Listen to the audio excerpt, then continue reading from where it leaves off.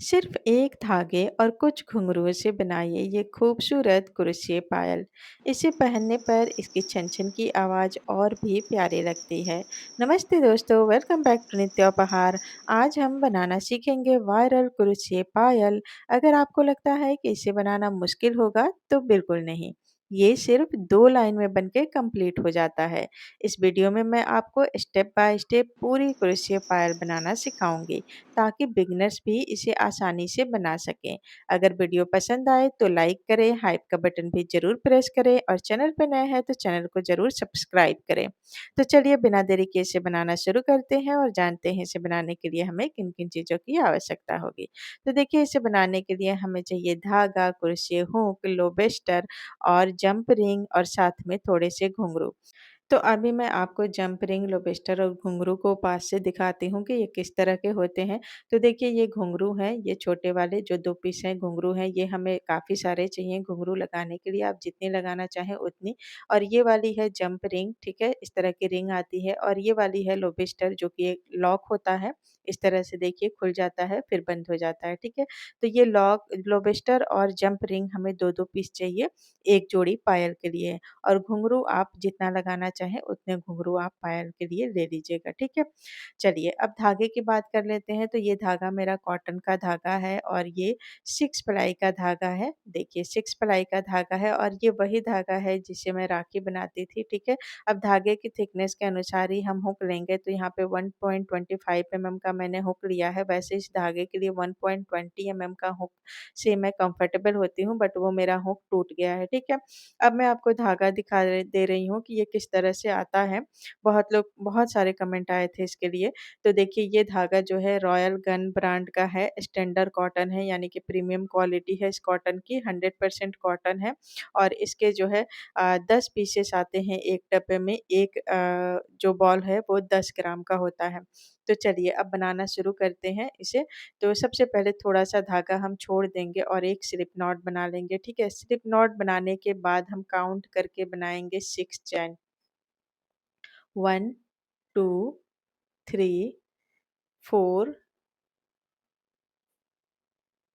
5 और ये 6, ठीक है? ये 6 चैन हो गए। अब यहाँ पे जितनी लड़ियाँ आपको घुंघरू के लिए बनानी है, उतनी आप जो है यहाँ पे चैन बनाएँगे। तो 6 चैन में 1 लड़ी बनेगी, ठीक है? तो यहाँ पे मैं 13 लड़ियों के लिए बना रही हूँ। तो 13 लड़ियों का लिए हम बनाएँगे तो 13 टाइम हम 6 चैन बनाएँगे, ठीक है? यानी कि 6 चैन को हम 13 बार मल्टीप्लाई करेंगे, यानी गुणा करेंगे।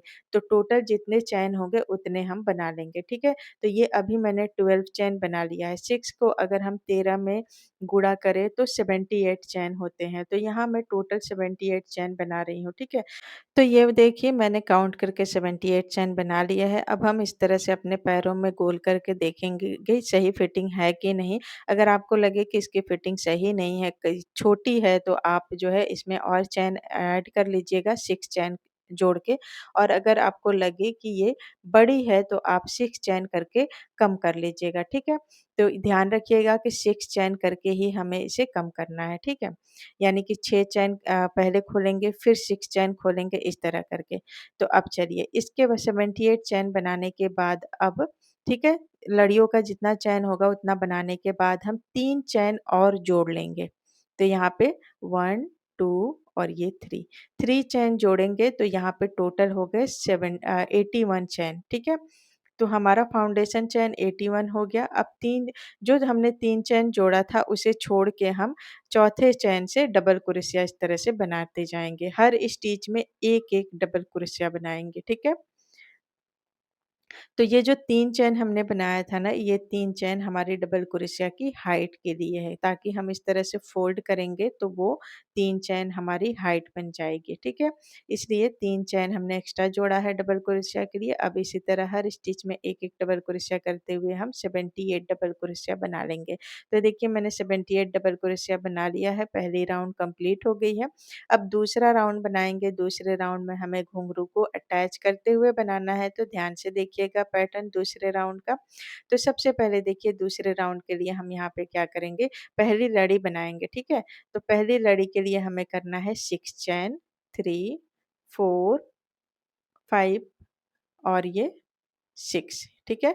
6 चैन बनाएँगे और इसके बाद हम घुंघरू को अटैच करेंगे। तो घुंघरू को अटैच कैसे करना है ध्यान से देखिए, हुक के अंदर हम घुंघरू को डालेंगे और फिर हम यार्न ओवर करेंगे और घुंघरू के अंदर से जो होल है उसके अंदर से हम अपने धागे को खींचेंगे और खींचने के बाद ना 1 चैन से इसे जोड़ देंगे। तो ये जो 1 चैन से जोड़ रहे हैं ये 7वीं चैन है हमारी, तो 7वीं चैन में हम घुंघरू को जोड़ेंगे। इसके बाद फिर से हम काउंट करके 6 चैन बनाएँगे दूसरी साइड, ठीक है? 3, 4, 5, 6, ठीक है? तो ये 6 चैन हो गए। अब हम क्या करेंगे, देखिए इस तरह से टर्न कर लेंगे। टर्न करने के बाद अब नीचे से काउंट करेंगे, ठीक है? जहाँ पे हमने जोड़ा था वहाँ से नहीं, इसको छोड़ देंगे जहाँ पे हमारा धागा जुड़ा है, नेक्स्ट स्टिच से काउंट करेंगे 3, 4, 5, ठीक है? 5 स्टिच को छोड़ेंगे और छठवें स्टिच में हम इसे स्लिप स्टिच से जोड़ देंगे। ध्यान रखिएगा कि हमें 5 स्टिच को छोड़ना है नीचे से और छठवें में जोड़ देना है, तो इस तरह से ये एक लड़ी हमारी बन गई है, ठीक है? घुंघरू के साथ। इसी तरह हम क्या है बाकी पूरी लाइन में सेम पैटर्न फॉलो करके लड़ियाँ बना लेंगे। तो मैं यहाँ पे एक और आपको बना के दिखा रही हूँ 5, 6, ठीक है? 6 चैन बनाना है लड़ी के लिए और फिर हम 7वें चैन में यहाँ घुंघरू अटैच करेंगे।